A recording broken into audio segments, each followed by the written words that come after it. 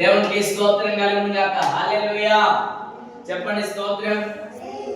123వ కీర్తన మొదటి నుండి చూస్తే, ఆకాశమందు ఆసీనుడైన వాడా నీ తట్టు నా కన్నులెత్తుచున్నాను. ఎవరి తట్టు మన కన్నులెత్తుచున్నాము? ఆయన తట్టు మన కన్నులెత్త. హల్లెలూయా. ఆకాశమందు ఆసీనుడిగా ఉన్నాడు ఆయన. దేవునికి స్తోత్రం కలుగును గాక.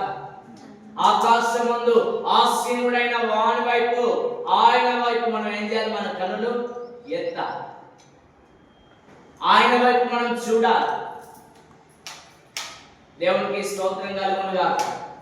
ఒక వ్యక్తి అయినా 123వ కీర్తన ఉంది, కొండల తట్టు నా కన్నులెత్తుచున్నాను, నాకు సహాయం ఎక్కడి నుండి వచ్చును.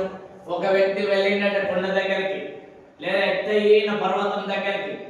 ఆ ముందర కూర్చొని దాన్ని చూస్తూ దాని వైపు చేతులు చాపి కొండ వైపు చూస్తా ఉన్నాడట. దేనికోసం?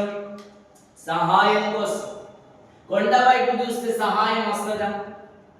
పొద్దున్న నుండి రాత్రి వరకు వేటి ఎదురు చూస్తూనే ఉన్నాడు, కానీ సహాయం రాలే. హల్లెలూయా. దేవునికి స్తోత్రం కలుగును గాక. ఆయన వెళ్ళింది ఎక్కడికి? కొండ దగ్గరికి. కొండ సహాయం చేసే స్థితిలో ఉందా? లేదు. కొండ అనేది ఏంటంటే ఒక స్థలములో అలాగా ఏర్పాటు చేయబడ్డది, లేదా దాన్ని స్పర్శ లేదు. అది మాట్లాడిందా కనీసం? ఈ వ్యక్తి అక్కడికి వెళ్ళి నిలబడ్డప్పుడు కనీసం మాట్లాడిందా? మాట్లాడలేని స్థితిలో ఉన్నది. కారణం, అది మాట్లాడలేదు. హల్లెలూయా. కొండల వైపు మన కన్నులెత్తి చూస్తే సహాయం కోసం ఈ వ్యక్తి ఎదురు చూస్తా ఉన్నాడు, కానీ సహాయము కలగట్లేదు. హల్లెలూయా.